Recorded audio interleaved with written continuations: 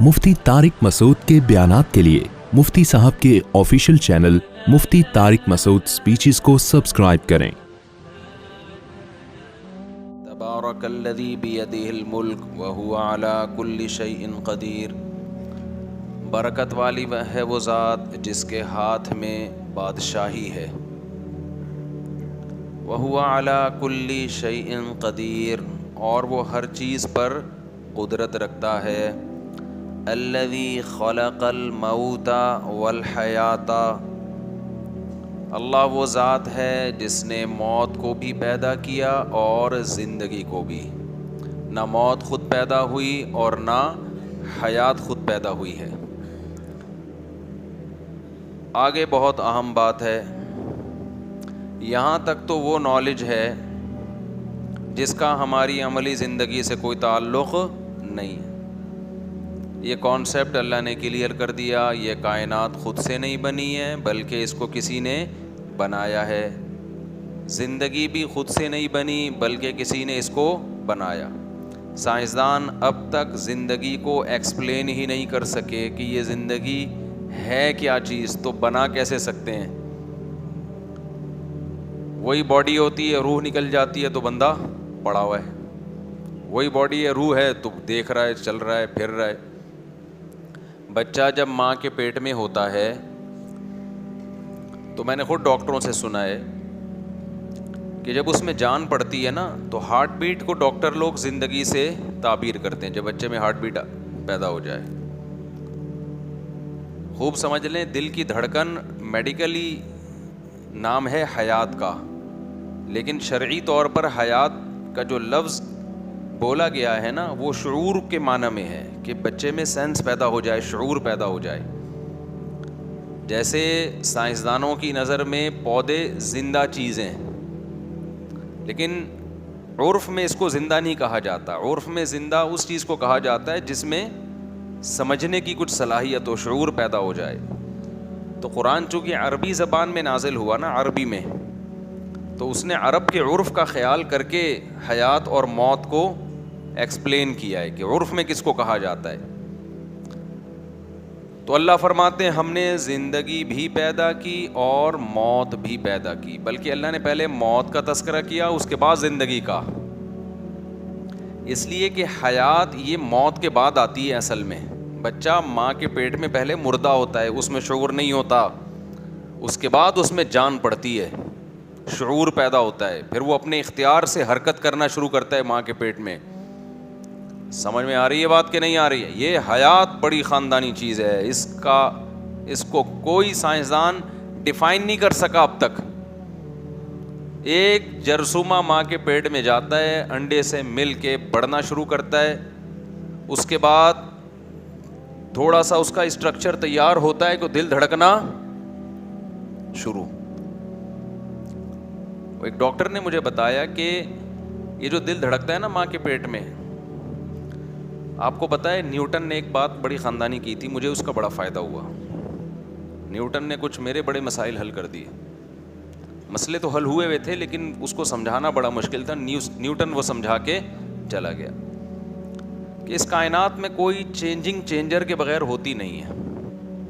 इस कायनात में, ये मेरा टॉपिक नहीं है अभी, तो मैं आगे जाऊँगा जल्दी जल्दी। कोई चेंजिंग चेंजर के बग़ैर होती नहीं। हिलेंगे नहीं जब तक कोई हिलाएगा नहीं आपको, ठीक है ना, ये खुद नहीं हिलाएंगे। तो ये जो दिल धड़कना शुरू करता है ना माँ के पेट में, इसका चेंजर क्या है? इसको एनर्जी कहाँ से मिलती है, पावर कहाँ से मिलती है? दिमाग से। दिमाग एक करंट फेंकता है। जैसे हम मोटर जब चलाते हैं ना, अबे मोटर क्या करती है, पंप करती है ना, पानी खींचेगी आगे पार्सल करेगी, तो यही काम दिल भी तो यही कर रहा है। तो ये मोटर चलाने के लिए भी तो कुछ चाहिए ना, तो वो जो पावर मिलती है ना इस मोटर को, हमारी वाली मोटर को भी करंट से मिलती है, जो फिर वो के इलेक्ट्रिक वाले करंट देंगे तो मिल जाएगी, नहीं देंगे तो क़यामत तक आप स्विच में पावर लगाओ कुछ भी नहीं होगा, पावर मिलेगी नहीं उसको। अब क्या है कि दिमाग को करंट कहाँ से, दिल को भी करंट चाहिए। पहली दफ़ा जब पंप करता है ना दिल, बच्चे के माँ के पेट में जो बच्चे का दिल हिलता है, उसको कहाँ से करंट चाहिए? दिमाग। دماغ کرنٹ پھینکتا ہے اس کو. لیکن دماغ بھی تو ورکنگ میں آئے گا نہیں, کرنٹ پھینکے گا نہیں, جب تک دل پمپ کر کے بلڈ کو اس کی طرف سرکولیٹ نہیں کرتا. مجھے ایک بات بتاؤ, دل نکال کے کسی کا رکھ دو, دماغ کام کرے گا اس کا؟ کیوں کام نہیں کرے گا؟ دماغ تو وہی, کھوپڑی تو وہی لگی ہوئی ہے نا, کیوں نہیں کام کرے گا؟ اب بھائی کیونکہ زندہ ہی نہیں رہا نا. وہ زندہ کیسے رہتا ہے؟ بلڈ سرکولیٹ کرے گا. تو بلڈ جو سرکولیٹ کرے گا وہ دل کے ذریعے. جب دل کے ذریعے بلڈ سرکولیٹ کر کے دماغ کی رگوں میں پہنچے گا, دماغ کو زندگی ملے گی, دماغ اپنا کام شروع کر دے گا, جو کہ کیا اب تک نہیں ہے بہت سے لوگوں کا. بہت سے لوگوں کا دماغ اب تک کام کر نہیں رہا. تو دماغ کام کرنا شروع کرے گا, لہذا وہ کرنٹ پھینکے گا کس کو؟ دل کو. جب کرنٹ آئے گا تو دل پھر دوبارہ پمپ کرے گا. اب یہ مسئلہ اب تک سائنسدانوں کے لیے ایک عقدہ بنا ہوا ہے کہ جب تک دل چلا نہیں تو دماغ میں حیات کیسے پیدا ہوئی, اور جب دماغ میں حیات نہیں پیدا ہوئی تو دماغ نے کرنٹ کیسے دل کی طرف پھینک کے اس کو چلا کیسے دیا؟ تو یہ فرسٹ ٹائم جو ہوتا ہے نا, یا تو کرنٹ پہلے آیا ہے یا دل پہلے چلا ہے. دونوں میں سے ایک کام جو ہوا ہے, یہ کیسے ہوا یہ ابھی تک کسی کو معلوم نہیں ہے. تو قرآن کیا کہتا ہے؟ خلق الموت والحیات, اس نے موت کو بھی پیدا کیا اور زندگی کو بھی کس نے پیدا کیا ہے؟ اسی اللہ نے. اور اگر فرض کر لو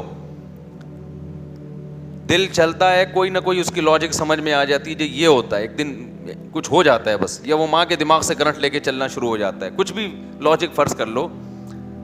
سوال پیدا ہوتا ہے, دل, دماغ, جگر, یہ ساری چیزیں تو ایک مادی چیزیں ہیں, ان میں سوچنے سمجھنے کی صلاحیت کیسے پیدا ہو جاتی ہے؟ آپ کو پتہ ہے دماغ جو بنا ہوا ہے وہ روح سے نہیں بنا, وہ تو گوشت ہے نا, بھیجا ہے, کولیسٹرول کا ایک مجموعہ ہے. وہ کولیسٹرول بہت استعمال ہوتا ہے کھوپڑی میں نا, ہماری دماغ میں. جو لوگ بالکل کولیسٹرول کا استعمال چھوڑ دیتے ہیں, ان کی کھوپڑی آہستہ آہستہ کام کرنا چھوڑ دیتی ہے. بالکل تربوز کھیرے پہ آ گئے نا کہ کولیسٹرول لو, کولیسٹرول چیزیں کھانی ہیں, تو آہستہ آہستہ ان کا دماغ کیا ہو جاتا ہے, وہ کھیرے اور ککڑی جیسا ہی بن جاتا ہے پھر وہ, ٹھیک ہے نا. تو یہ اللہ کی بہت بڑی قدرت ہے. کہاں کہاں انسان اللہ کی قدرتوں کا انکار کرے گا, کتنی چیزوں کی تعویل کرے گا کہ یہ بھی خود بخود ہو گیا, یہ بھی خود بخود ہو گیا, یہ بھی خود بخود ہو گیا. بھائی بس کر, یہ خود بخود نہیں ہو سکتا. تو اللہ نے فرمایا الذی خلق الموت والحیات, اللہ وہ ذات ہے جس نے موت کو بھی پیدا کیا اور زندگی کو بھی. یہاں تک تو مسئلہ آسان ہے, آگے بڑا مسئلہ خطرناک شروع ہو رہا ہے. اے اللہ یہ سب تو نے کیوں کیا؟ سوال پیدا ہوتا ہے, یہ سب تو نے کیوں کیا؟ اللہ فرماتے ہیں لیبلوکم, اے انسانوں تاکہ میں تمہیں آزماؤں, تاکہ تمہارا امتحان ہو.